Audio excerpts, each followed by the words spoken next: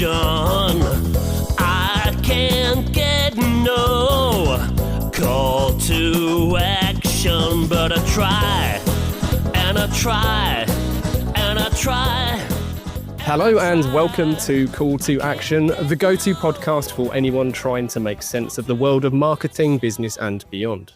In an industry that is a minefield of utter bollocks, we aim to capture our heroes and allies from the front line to have a chinwag with. It's like Pokemon Go, with the single but vital exception that it's not a short-term bandwagon of shite. It's brought to you by Gasp and I'm Giles Edwards. This week, we've been out every night committing crimes, twocking Nokias, cussing at ducklings, stealing the dust caps off your dad's tyres, all to attract the attention of South London Batman himself, and this week's guest, Kazeem Jamal.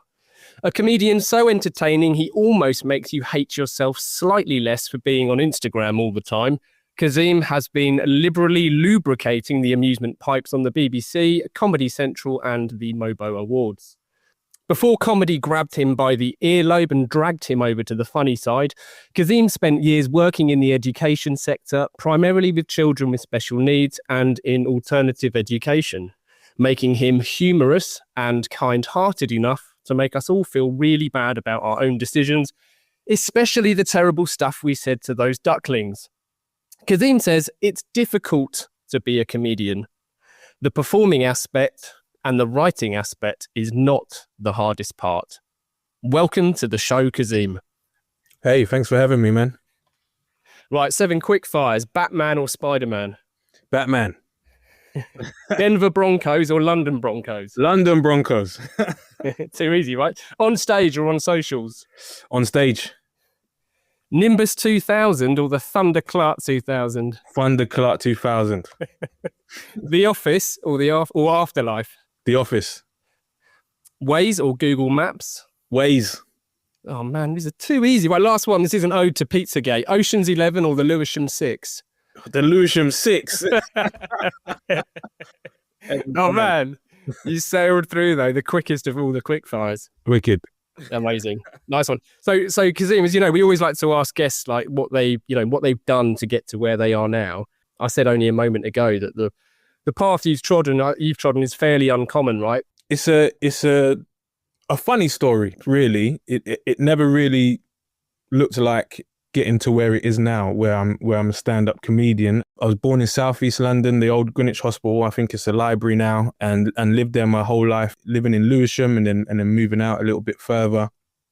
I went to a private primary school whilst living in Lewisham, so there was a big contrast in life there where I feel like I've learned two sides of the game, essentially. And then from there, me and my mum, we moved a bit further adrift of the hub of Southeast London. And that's when I started playing rugby in primary school. And my PE teacher said I had a talent for it. I was bigger than everyone at the time, not anymore. I'm 5'9" and a half. That half means a lot to me. Growing up, early years, I wasn't interested in sport, wasn't interested in football or anything like that. But then I won a race at school and kind of fell in love with competition and kind of, the positive reinforcement I got from that, the attention I got from that, because otherwise it was just negative attention from bad behavior. When we moved a bit further out, it was more rugby than it was football. I joined a rugby team and all my aspirations from there was to become a professional rugby player. And that was in rugby union. A friend of mine, a teammate of mine said, come and play rugby league during the summer to keep fit. That was a much more physical game. And I enjoyed the physicality of it much more than rugby union. I realized like the rugby league pathway was much more straightforward than the rugby union pathway. And I think in my first season, I got picked up by, at the time it was Harlequins Rugby League. They were the sister club to Harlequins Rugby Union. I went for a trial. I got in that moment, in the first meeting we had as academy prospects, they let us know there was only like 6 to 8 professional contracts up for grabs. And there was a couple of people there that played for England academy. So we knew a few contracts had already been spoken for. We got to the end of the season. I went for my meeting with my mum, and they right in the room they just offered me a 2-year deal at 16. So then at 19, I went straight into men's rugby, played that up to about 26. My last pre-season, I had a real trouble with somebody else having the final say over my future or my performance or whether I'm in the team. Because at the end of the day, it's like any job, really. You can work your socks off. At the end of the day, it's your manager or the powers that be that decide how quickly or if you progress at all. And I had a real problem with someone having that kind of authority over my future. Because the thing about rugby as well is that it's not a high paying job unless you're at the top end of it. I was playing semi-professional rugby, so we still had day jobs and stuff like that. So I was listening to podcasts in the car and in the gym, and I was listening to a lot of comedy podcasts. And that's when I realized comedians, they create material that they try and work. They work it out to figure out, does this joke work, or how, if it's not working, how do I make it work? Because before that, my only thought about stand-up was Eddie Murphy Raw. And I thought he came out in that leather suit and everything he said was coming off the top of his head. Like 4 hour and a bit or whatever it was, I thought that was all improvised. And I said, I could never do that. That's crazy. But then now podcasts have opened the window to say, no, we actually write this and figure it out. And I said, I think I could do that, even if it's, not where it's taken me today. And it coincided with a bit of relationship trouble. And I just wanted a complete hard reset really against everything that was going on in my life. I knew someone that had done stand-up. They said, go to an open mic. So in the November, December, I quote unquote retired from rugby. And in the February of the following year, I'd done my first 5 minutes at an open mic, fell in love with it on the spot. I said, I'll do this for the rest of my life. Even I had no idea of getting paid for it or anything like that. I was like, this is the control over something I wanted. I've got my 5 minutes. Nobody can stop me. This is my material. As long as I sign up and I don't say anything too crazy, like no one can really stop you, whether they laugh or they don't laugh at an open mic level. This is mine. It's my 5 minutes and it's mine.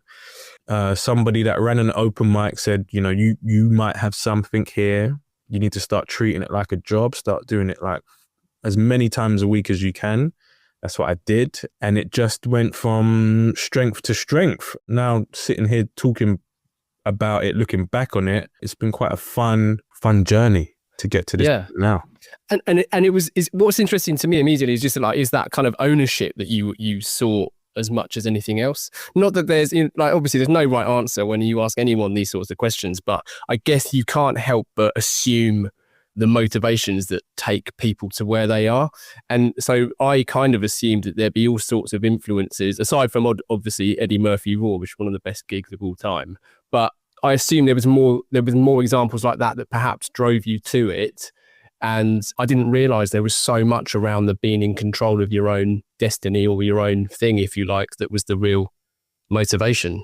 Yeah, because what it was is that, throughout my rugby career, I'd had loads of different coaches and managers and stuff like that. And what I found is that some coaches would pick a team based on what they saw. It doesn't matter who you are, where you've come from. If you trained well, you did all the right things, you played in the game and did well, you were in the next week, which is fair. And then there were some coaches where it was like, well, I might get a few people on loan who don't really care about the club as much or aren't really willing to put their body on the line as much because they could go back to their Super League club the following week or a few months later, or these guys are my mates. And, and that's not me being sour about it. That's just what it was at the time. And not just for me, but for other players as well. And the coach I had at the time, I was just like, this guy doesn't care really. He just wants to put in who he wants to put in. For example, somebody went on holiday to Australia for a month, didn't train, was drinking, eating, whatever they wanted, flew back to England at the end of their holiday in the morning from Australia and was in the starting lineup. Whereas I'd been there for the whole month, eating right, going to the gym, training my ass off. And it was that kind of thing of like, it doesn't really matter what I do for this coach. Yeah. I can't win. Yeah, I can't win. So with the stand-up, yeah, it was a real enabler to go, no, this is yours. This is mine. This is my material. All I've got to do is sign up. And then if I sign up, they're going to give me the thumbs up and say, you're in. That was it. It was no, are you my friend? You know, where have you come from? That was it. It was just no other really influences at that time, apart from, like I say, the podcasts that gave me the insight onto how the comedy industry worked, especially at that level. There was no other influence. I never once watched a comedian I've seen Chris Rock live before that. I saw comedy live in the States before that, in New York. Nothing really stopped me and was like, that I want to do that. It didn't inspire me like that. It was more of, I've got my ideas, I've put in the work, and now this is mine. No one can tell me anything. That's awesome. And then going back, like just quickly going back even further, like at school, was it sport and rugby that was the thing that you kind of gripped and wanted to kind of pursue? Because clearly when you were younger than you started to sort of play and go Harlequins League, was there anything that interested you to pursue, like career-wise? Did you have any ideas of what that might look like? Pretty much throughout my whole school, primary and secondary school life, people always pushed me towards drama. So that was kind of like an underlying thing. But I, believe it or not, I get quite self-conscious and shy when it comes to like acting. I think with stand-up, that's yourself. I'm not pretending to be anyone. No one's really judging my performance and how I can portray a character. So I never really delved too much into drama. I did do it as a GCSE and stuff like that. It was really the sports that drove everything. Initially, it was athletics because that was what I excelled in at first. I used to want to be a 100 meter or 200 meter sprinter. Like I broke all the records at all my schools for track and field. And that was the drive. But then when I found rugby, it kind of coincided with this, like it's such a physical game. Like I can't get in trouble for like snapping somebody in half. Like, in fact, you get a pat on the back, and I was like, that was really cool. There was that platform that allowed me to express any frustrations, or as well as getting like the well dones for doing a good job. But I also did taekwondo for a long time. So there was kind of like a pattern emerging here of like, this young man has, I don't want to say like an aggression to get out, because I wouldn't say I was an aggressive child, but there was obviously things outside of life, family life, where you might have frustrations. Like anyone that gets their kid into martial arts or rugby, or boxing, this is a good way to channel that energy. And that's really what it was. It was an outlet that I could channel this energy. I didn't like sitting down. Largely healthy, right? A healthy way of doing it. And you hear like, there's no shortage of stories of people who drop out at any level of pursuing sports, or even post like a professional career, who find themselves going down all sorts of, troubled way, whether it's gambling, alcohol, whatever other vice it might be, because it is an outlet that should be encouraged, right? All sorts of sports. Yeah, for sure. And it teaches you a lot of things as well: teamwork, dedication, hard work. So I definitely have those ethics that I've taken over from sports into like the creative industry now. Yeah. One thing I wanted to ask is, in the research, I noted that you, in terms of like what your family thought about your move, your mum said apparently when you told her you were going to try and become a stand-up comedian, don't do it, you're not funny. Yeah. I remind her about that all the time. Yeah, I bet you do. All the time. In fact, I took her on the first 2 weeks of the cruise, and that I just did, and I was like, remember when you said I wasn't funny? Remember that? She said, don't do it, you're not funny. And then when I work with people like Judy Love, Mo Gilligan, Richard Blackwood, there's my mum going, can I come? And no, you said I wasn't funny, so you can't come. I always bring my mum. In fact, even though she said I wasn't funny, which kind of lit a few, like there's one thing about me and my mum: if someone tells us we can't do something, we'll put all our energy into proving, in fact, I can do it and you're wrong. But on the flip side of that, in the open mic circuit, a lot of the times you have to bring somebody to be an audience member. They're called bringer gigs, and you have to bring a person, which kind of defeats the purpose of the person running the show calling themselves a promoter, because you haven't really promoted anything. But my mum would be my bringer a lot of the time. So even though she didn't think I was funny, she still supported the mission, so to speak. Amazing. She must have changed her mind though now, right? Yeah, 100%. Is she a tough crowd? She would still remind me, well, you know, I was your bringer way back then. You know, I remember I still supported you way back when. I still did it, didn't I? I was still the person that so don't forget about that. So yeah, it's a kind of fun back and forth we have. We interrupt this podcast to announce that we will never interrupt this podcast with ads. Ads that awkwardly nudge you to contact the pod's host, Giles Edwards. Only last week, some pod listening companies did just that, calling for guidance on building a funnel. But we're not asking you to do that. Nope. Anyway, back to the show. How did it kind of evolve? I mean, I know you said you were listening to podcasts and you did your stand-up and then you went on the, I guess, the circuit. Like in the quick fires, we intentionally asked on stage or on socials because like I don't know what you call it, the landscape or whatever you want to call it of comedy has kind of fragmented loads in the last decade or so. And because of stuff like Instagram, which we should definitely talk about, you're able to kind of have these really short, often 5-10 second, like stand-up gigs, put them out into the world, see how people react. Like, do you have a preference between the two? And do you see them as like entirely different, or are they much the same thing?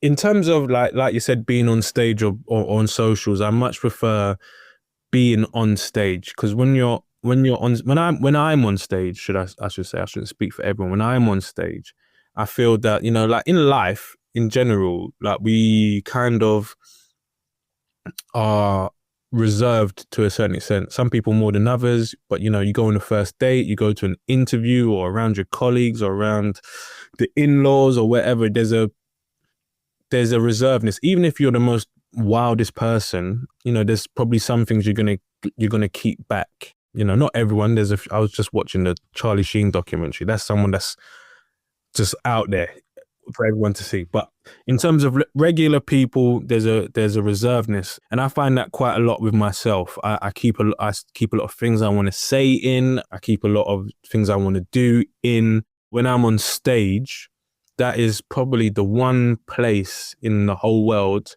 where I go, I can just be 100% me, unapologetically me. All I've got to do is make sure it's funny, but I can be me. I can tell you what I don't like. If someone shouts out, I can say, shut the fuck up. There's so many outlets for me on stage, whereas, you know, so if you're walking down the street and someone says something to you and you say, shut up, that could escalate into something.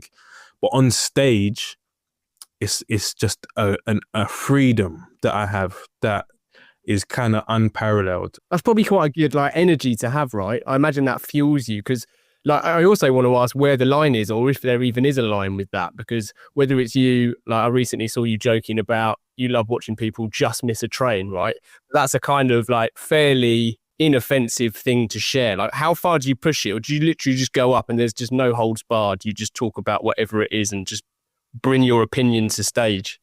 So for me, especially in the early years of my career, people kept labeling me as like a raw comedian or an edgy comedian. I didn't think I was saying anything that edgy, you know. I was just, I could always cite people that made a million times, you know, edgier jokes than I did. That's also another part of my character that I enjoy, and I've enjoyed since I was a kid of being of that kind of like excitement of, this is something I know I probably shouldn't do, but let me see if I can get away with it, kind of thing. You know, whether it's knocking on somebody's door and running away, can we do it? Can we get away with it, etc. So there is an excitement in me that goes, right, here's a joke. I wonder if I can pull this joke off. There's only ever been one time where it went horribly wrong, but other than that, I've because people always say I kind of tell my jokes with a cheekiness. You can tell that I'm not malicious. I don't mean anything by it, no matter who I'm talking about, black, white, tall, small, gay, straight, whatever. I'm not doing this because I don't like what I'm talking about. Whereas I think sometimes the audiences are very smart. They can tell very quickly and make their mind up on somebody, on the subjects they're talking about. Do you believe this? Do you actually in your heart think this? Or did you just think this was something funny to say? And people can make their mind up very quickly. But for me, in the grand scheme of things, when I write a joke, when I write something, it usually has to pertain to my life or something that I've been through. So for example, I have material on me and my son's mum. I always find it funny when we say we, because really, especially physically, the woman that goes through it, but we lost 2 pregnancies before our son was born.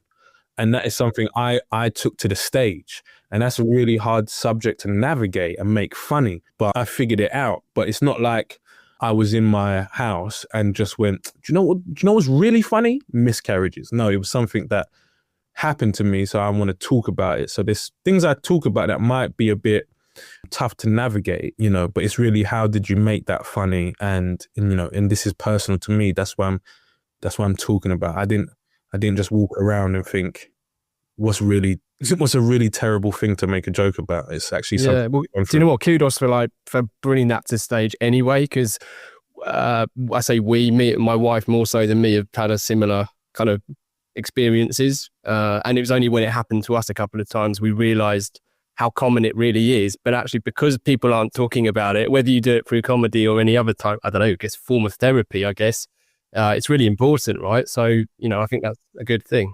Yeah, and I don't talk out loud so much about, I know like this day and age there's a lot, and it's good, a lot of things about, men's mental health, speak out, blah, blah, blah, blah.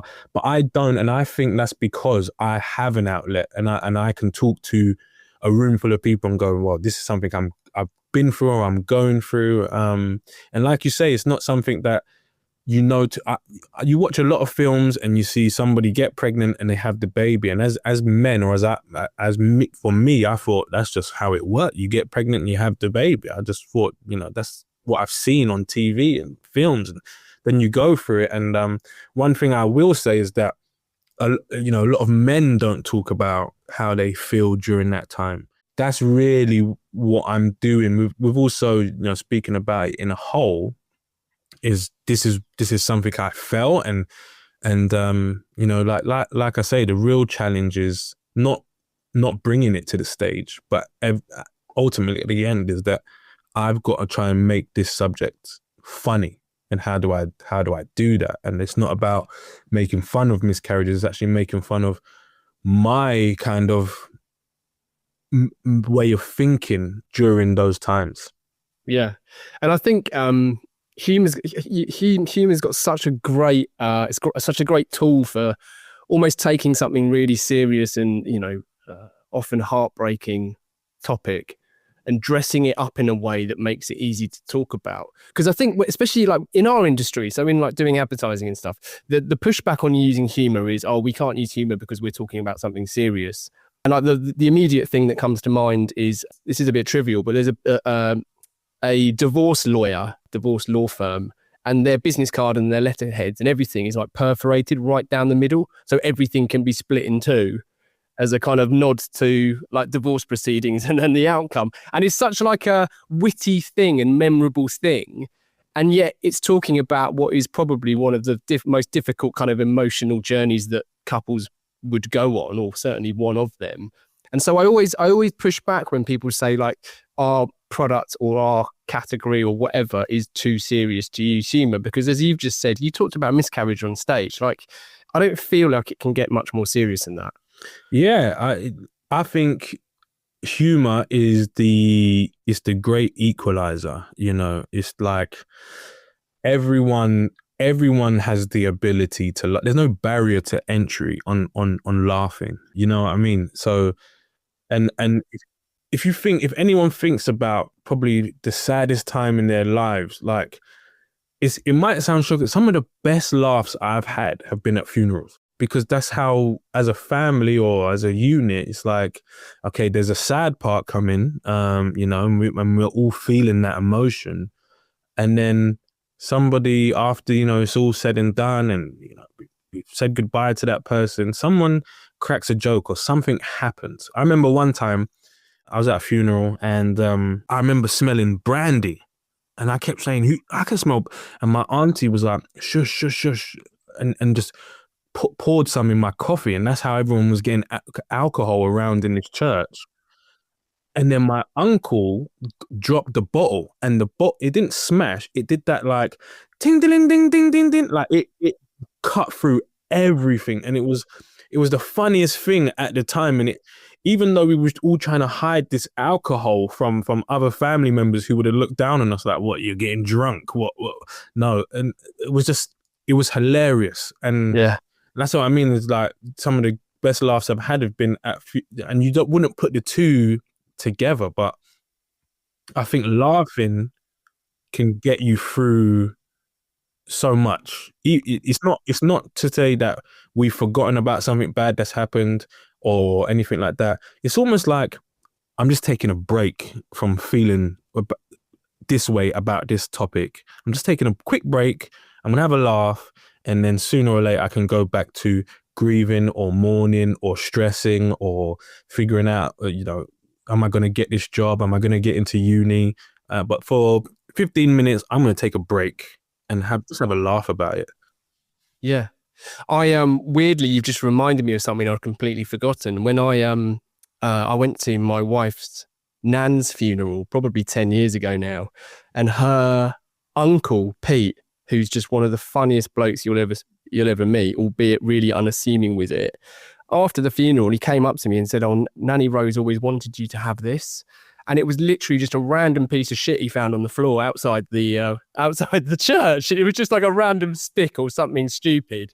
And it was just so unexpected. There was something about it that just, I don't know, it was brilliant. Yeah. Not quite like for like, right? But yeah. No. It's like, it's an amazing thing. And a good friend of mine, Emmanuel Sanubi, he told me something recently. He was like, "Are you on stage to get laughs, or are you on stage to give laughs?" And I think if you go on stage to give laughs, or you go up to somebody, like you said, at a funeral to give a quick laugh, that's an amazing thing that you're able to do. And I get a lot of messages after shows, people talking about that, this has happened to us as well, or I speak about something different, and they think like, this is the first time I've seen my dad laugh at all, or laugh about this subject that's happened to us. You're always going to get people that go, "You shouldn't joke about that," but that's whatever, because it's doing more good than harm. There are some things across the board that I will not joke about, because I just don't think it's necessary. Like even the things recently that have been in the news, people were so fast to get online and make a joke. It's just like, I think it's a bit whack, Yeah.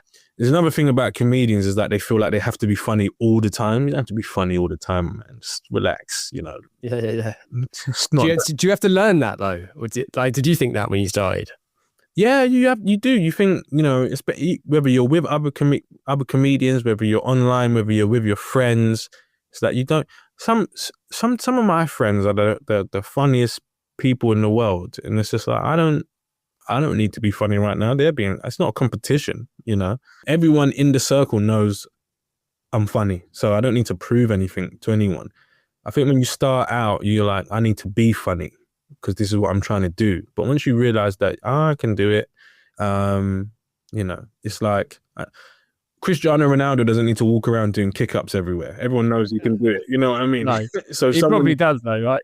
He probably does, but everyone knows he can do it. And so if someone was in front of him doing kick-ups, he'd be like, "Yeah, good job. Yeah, I can do that too." But some people still, you hang around with comedians, and it's almost like, if you take a step back, it's like everyone in the room is competing to get the funniest line. It's like, no one's getting paid any extra to be funny in the green room. It's like, relax. Let it be funny all the time, especially when something, whether you're for people or disagree with people, you have to be funny all the time just because something's happened. Yeah. You said the hardest part isn't writing or performing, and I use that quote deliberately in the intro. What is the hardest thing about comedy? For me, remembering why you started, because you start and it's so much fun, and then it becomes business at some point. If you're good enough, it becomes business. And then I did fall into a trap momentarily of of looking at my peers and being like, you know, before I had an agent, seeing people get signed. Why have they got signed? I'm at least as funny as them. Why have they got signed and I haven't got signed? Why has this person got this? And why are they in that club and I'm not in that club? But I'm funnier than they are. And you have to take a step back and go, oh, whoa.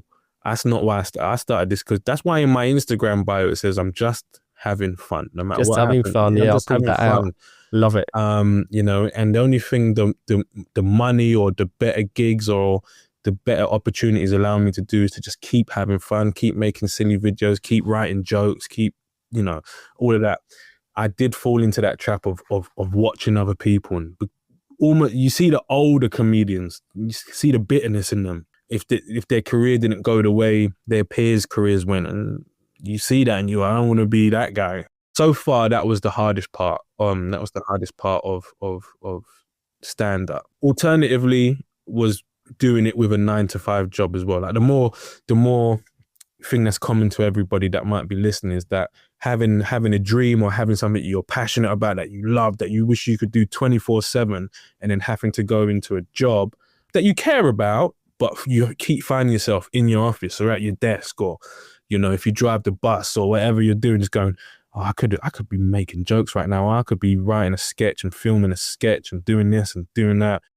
And do you treat, like you mentioned, the just having fun on Instagram? Do you treat Instagram any different to your live on stage stand-ups? Like, do you use it more to, I don't know, because you could use it to test material, right? You get this like immediate feedback, which I think represents a problem in itself. I've spoken to people before who get kind of addicted to that immediacy, and almost it become a bit too dangerous to use that as like a fair assessment of if something works or not, because it's a different audience, it's a different format. And actually, you mentioned about doing drama earlier, and I suspected that maybe more of the drama side was coming out on Instagram, because if you just do a quick scroll, listeners, of your Instagram page, you'll see Batman, Harry Potter, Ways, which I've watched it honestly at least 7,000 times. You know, Love Island comes up, Frozen, like it's amazing. But is that like almost a separate type of gig in itself to the live on stage stuff you've been doing? Yeah. Because if you go, and that's why I at my Instagram I keep some stand-up stuff pinned to the top, just so that if anyone's come to my page and goes, I want to see this guy live, you know that there's a difference. I'm not coming out just as Batman. That's not happening. But there is definitely a difference. There was definitely an energy towards social media as well that I found myself again falling into, that I didn't like. Especially when you go on a doom scroll and you see somebody that just like, I see so much nonsense, and people might look at my stuff and go, you're 31 years old, you dress up as Batman in your room. This is that's nonsense, mate. But I see so many things where it's like, I don't even know how you parlay that into, I don't know what you're trying to achieve here. Or maybe you're just, look, even now, just in that moment, I felt maybe you're just having fun too. Who am I to judge? But you see people do something so silly, like they lick a banana or something, and whilst balancing on a hoverboard, and they're 500,000 views, and you're like, what? I've got a skill here that I'm trying to. It's like, 3,000 views, and I was getting really annoyed about that, because social media can open up different doors for you as well. So it was a career goal of going like, we need to get over the line here with something. And all I ever wanted to do was get 10,000 followers and 10K views on a video. And well, you smashed that long ago. Yeah. And then that's when you realize, like, this, although it does open up doors, it's just like, okay, I've done it now. Okay, cool. I'm still just going to have fun with this. What I did find myself doing very recently is turning my view count off. I turned my view count off because I kept watching it. I kept, comparing and being like, oh, this blah blah blah. This didn't.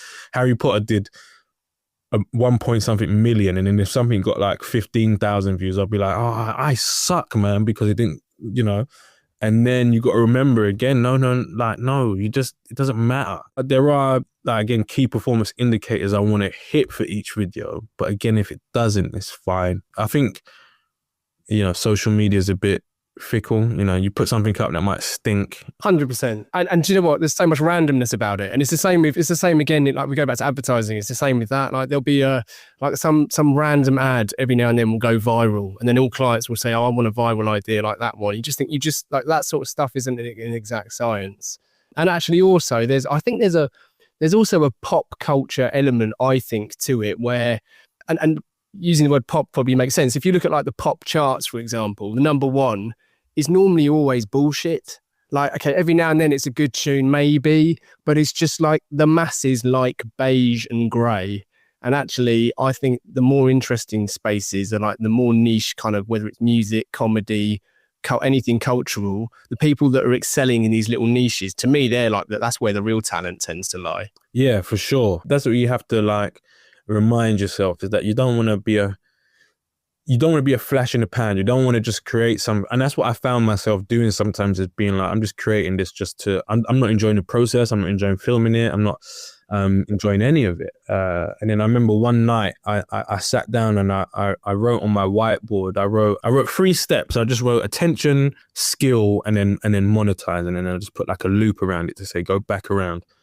So if you look at my page, there's videos where you can see me just screaming in the street.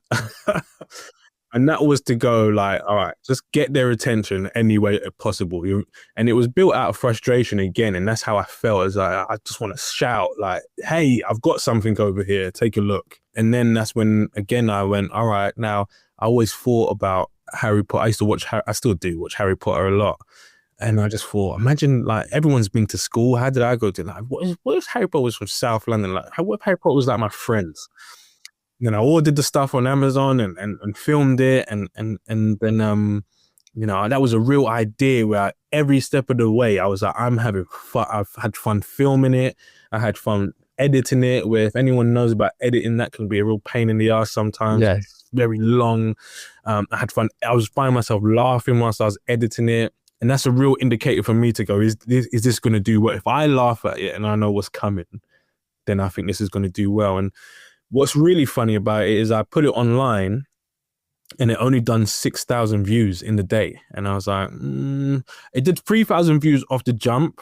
And I was like, that's not enough for me to go through that process again and do it again. By the time I went to bed, it was like 6,000, 7,000. And I was like, that's enough. I can maybe figure out how to tweak it and stuff like that. That's enough for me to go. I'll do something along those lines again. And when I woke up in the morning, it was on like 150,000 because it had gone across like time zones somehow. So it picked up. And when I woke up in my time zone, it had gone and it just kept going bonkers. And then, yeah, that's when it all really, really took off. And that's when the social media side of things started to work for me, and yeah, there is a divider between how I approach social media and how I approach the stage as well. But most the thing that holds it all together is that I've got to want to do it. I've got to have fun doing it. It's got to be something where if I put it on now and it doesn't, and it, like I say, it doesn't do 1 million views, it might do 10,000 views. There's things on there recently that I put on that I've done 8,000 views, but it's like, I had fun doing it and everyone knows what I'm trying to do. You know, I've got enough people here now that they know, yeah, that one maybe didn't hit, but he's going to come good again. Blah, blah. It's fine. We know it. It's like if your favorite musician releases like you're saying, like a whack album, you're like, but then they might release like a 6 song LP, like overnight and you're like, what? There's slappers on here. Like, you know, they're going to come good again. Yeah, totally. Amazing. It gives a lot of freedom to create now. It's not so much on a knife edge of like, I need this to do well. It's like, no, they know enough people know who I am now to go, oh no, it's fine.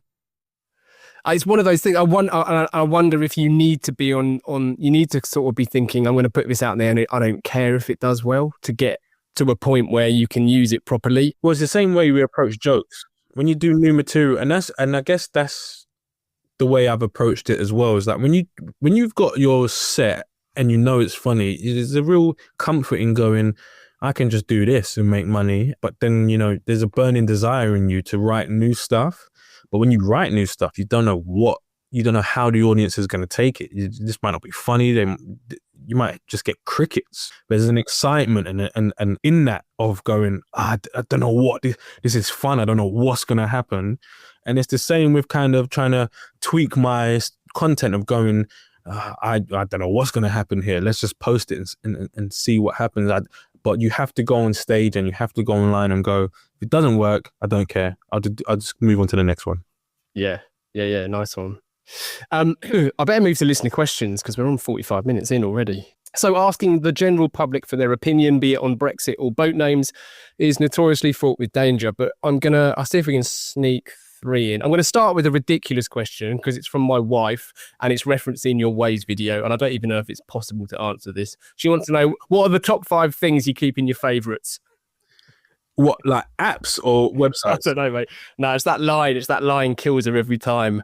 I'm not even going to try and mimic your voice, mate, but I've got it saved in my favourites. That just kills her every time. Every time. That'll be addresses.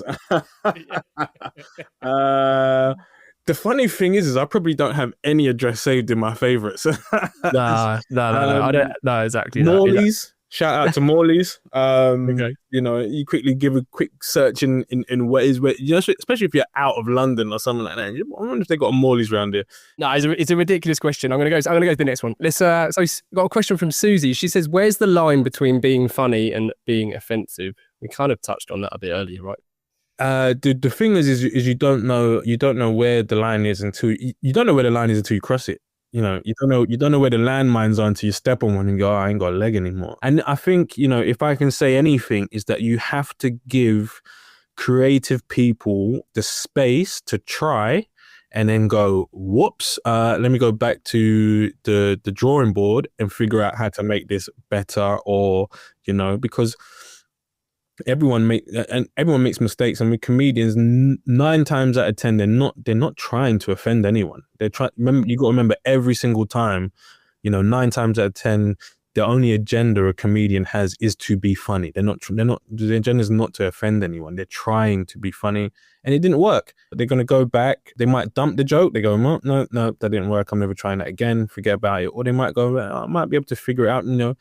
20% of the room laughs, so there's something there. I just got to figure out how to get the other 80, or, you know, to get on board with the joke as well. And also, it's open for interpretation. What I always use this reference, this idea is that if we went to the National Art Gallery and looked at a painting, you might go, that's amazing. I might go, that's dog shit. You know, but it's how we see it, and what might be funny to you, Susie, is not funny to somebody else, or, you know, and everyone's got their lane. But I think if you remember, we're just trying to be funny. Some of us like to tiptoe and tap dance on the line, but some of us are just, you know, go, oh, I went too far there. Let me try again. And it's not real life. That's the main thing to remember. It's not real life. There's a comedian called Ori Styler, and he said one of the best lines I've ever heard. He goes, when you come into a comedy club, when you cross the threshold, we are all together. There's a lot of bad shit happening outside in the world. This, like I said earlier, this is us taking a break from it. We're going to laugh at ourselves. We're going to laugh at our similarities, our differences, our, you know, everything. And then once this show is over, we all got to put on our, you know, our invisible body armor again and go back out and face the world. This is not real life. This is not real. Yeah, I like that. Yeah. Like a contract to say that the safe space. Take a break. It's not fucking real. You know, and then once we all go back out there, we all got to worry about our bills, our kids, wars, all of that shit. Yeah, there's so much to worry about. You know, and this is the one thing as well I think about as well, and it's really nuts to think about. With all of that going on, people getting offended, you know, maybe at jokes, and then wars and this and politics, bills, not enough money, this, that, the other. You worry about all of that. It sounds nuts when I'm going to say it out loud. There's black holes out in space that at any minute, right, could just go swallow you. It's not a big deal. There's so much more. You're spinning around on this planet in the middle of nowhere. I don't know if anyone else is out there. A black hole can swallow you up. The last thing you're going to think about if the news go, the black hole is coming, is going, that fucking comedian that said that joke. Oh, I hate them. You're going to be like hugging your kids and your family, making amends with people. I'm sorry I called you a wanker that time. You know, you're going to worry about so much more than what I said, you know? Yeah. It's a perspective, isn't it? Yeah. Totally. And like you say, you've got a big orange man baby in charge of one part of the world, and you've got a nutter the other side shouting death to the West as he falls asleep, probably. That you Exactly. Just like, yeah. Don't worry about stand-up comedy. Let's all band together and worry about what's going on. Do you think you get away with it a bit more than, say, some comics? Because like you said earlier, you have got that look, that kind of cheekiness to your smile when you tell a joke, and I think that goes a long way with the audience, because you get other comedians like his name escapes me now. Who's that Scottish guy that got cancelled about 5 years ago? He's always on Whose Line Is It Anyway? No, on one of the TV Frankie shows, Boyle. and Frankie Boyle, and Yeah. he's just got such a hard delivery, like unapologetically hard. And I feel like that approach, you don't get the tolerance. But ultimately, I side with Ricky Gervais on it, and I know you're a fan of his as well. Like, if you find it offensive, it's not for you, right? Yeah, turn it off, walk out, no problem. But yeah, I do feel like I get away with it. But so does Jimmy Carr, and people get in the most troubles when they present something that they're not. Look at Bill Cosby, okay? America's dad, clean comedian, used to moan at comedians when they weren't clean, presented himself as this very palatable person, was doing the craziest shit behind closed doors. So then it's a bad example to go, you know, oh, but if you had presented yourself differently, no one would be surprised. That part's a bad example, but the point I'm trying to make is he presented himself to us as someone that is, you know, holier than thou and was doing crazier shit. Whereas if I say to you, hey man, I've been arrested, I've done this, I've got in so much trouble, I was like this in this relationship, I cheated, blah blah blah blah. Everyone's gonna go, yeah, we know that's who he said he was. You know what I mean? You know, if politicians come out and say, yeah, I tried drugs at school, then you can't get them because you told us who you were. Dave Chappelle tells us who he is. Ricky Gervais tells us who he is. But it was, even though I'm a big fan of him, Kevin Hart presented, you know, a very Disney version of himself. Then when he got found cheating, everyone was like, oh, Kevin Hart's a piece of shit because you pretended to be something you're not. And I think you can get away with more if you are just honest and say, I'm vulnerable and say, this is who I am. Here are the mistakes I've made. You know, the Bill Cosby one was a bad example, but here are the mistakes I've made, and this is who I am now, and this is who I'm trying to be, and blah, blah, blah, blah. And people will be much more responsive to you because you haven't lied to them. Yeah, totally. I think hypocrisy is one of the biggest issues there is, really. Yeah. For me. I'm going to try and squeeze one more in, if that's all right with you, Kazim. Yeah, as many as you want, man. So Dan says, how do you track success? What does that look and feel like? Obviously, financially, can I bring in the funds? Am I being successful at this? Is enough people paying me? Or am I making enough money and being successful to continue doing this? There's success online, like I said, going right. I've set a goal and now I've got an audience. That is the way I look at success and go, I did that. There's success in going, here's a new joke. Did they laugh? Yes, that was a success. I did it again. Wicked, cool. So on the other side, there's success in going, this joke hasn't worked for 6 months, and then you figure it out and you go, I figured it out and now it's funny. There's success in that. The way I track it is that saying of going, if you can figure out a way to do what you love doing, then you'll never work a day in your life. And it sounds a bit cliche or a bit corny, but like that is very true. There's so many times I've come off stage and been like, that wasn't work. That even like when people say you got work tonight, I'm like, no, what? I'm going on stage. I'm telling a couple of dick jokes, and I don't know how this is working out. I don't know how this is happening, but it's happening. I work for 20 to 40 minutes a night, and it's cool. And that's my main thing. Really, is that how I will track my success is that can I find a way to finance and all of the ideas in my head and continue to do live stand-up comedy and without having an actual job? Can I do all of that and all the things I want to achieve? Can I get enough money so that I can continue doing the stuff that I love, really? Not, can I get enough money to buy a Mercedes? Can I get enough money to buy a massive house? Can I get enough money can I get enough money where everything's taken care of? I don't have to worry about it. I might not be super rich, but I don't have to worry. And I can go, here's an idea, let's make it. Or here's a tour idea, let's make it. Or, you know, whatever. Because what I am, back to the control thing, right? yeah, and freedom and control. What I am is almost, I don't think I'm a stand-up. I don't think I'm a stand-up comedian per se. Along with sports, all throughout my life, I've just had ideas. I think I'm someone that I feel like I'm a creator that does stand-up comedy primarily. Like stand-up is my love, but there's other things I want to create. There's other ideas. There's other things I want to do. But at the core of it is live stand-up, and that was how I will be able to measure my success. Is how many of these ideas did I get out of my head and present to people. Nice. I should just add that you've just back from 6 weeks on the road. Well, I say the road. You're on the sea for some of it, right? Yeah. How can our listeners see you? Because you're touring again now, aren't you? I mean, you're in Reading where we are in a couple of weeks, right? Yeah, I try to stay on top of my dates. There's a link. There's a link in my Instagram bio on my Facebook profile. There's a link. And if you click that link, it will say live dates. So yeah, back out there. Primarily the UK. More often than not, I'll be coming to somewhere in your near area. But Instagram is the main place. I respond to anyone that messages me. I respond to them 100%, unless some people try and say foolishness and tell you jokes and stuff like that, and you might start going, okay.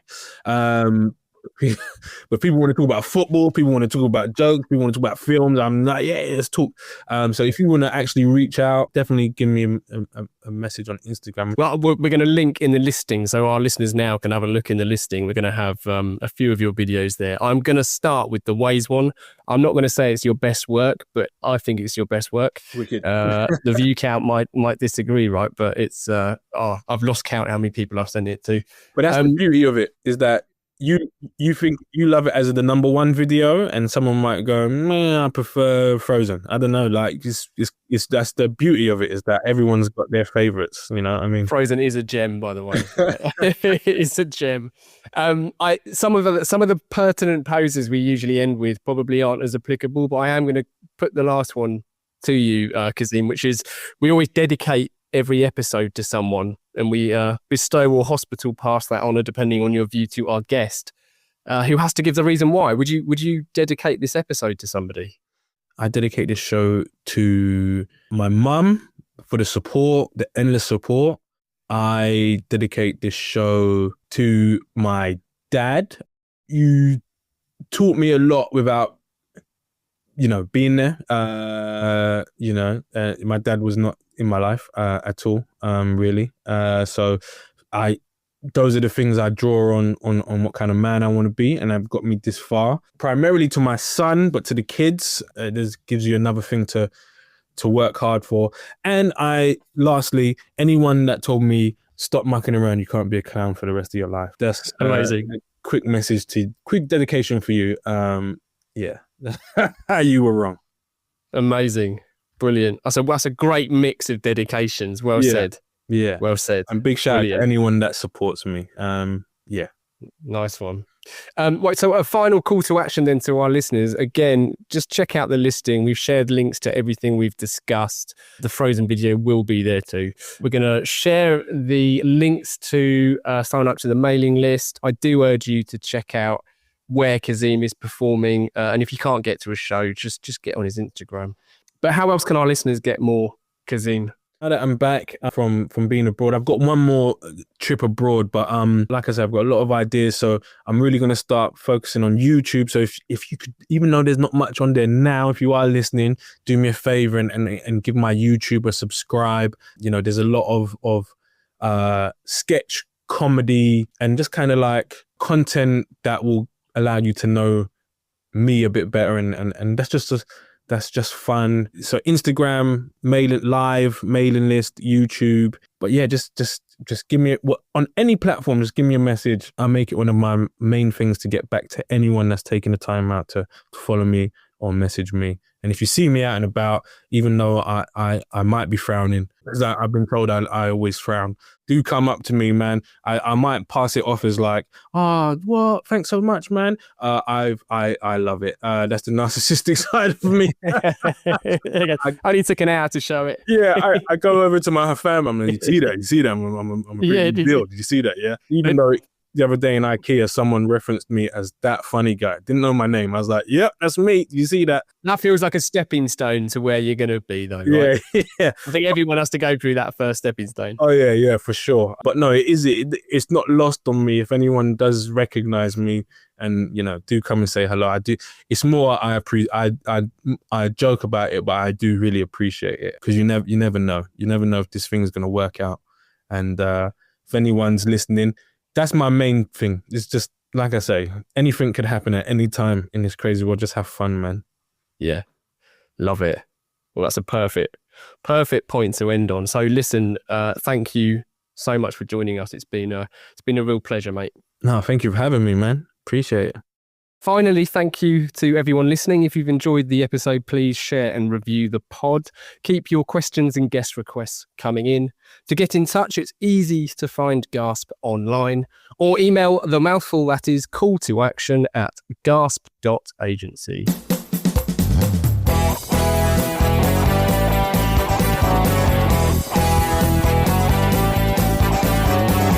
I can't get no call to action. I can't get no call to action, but I try, and I try, and I try, and I try. I can't get no call to action. Oh, I can't get no call to action.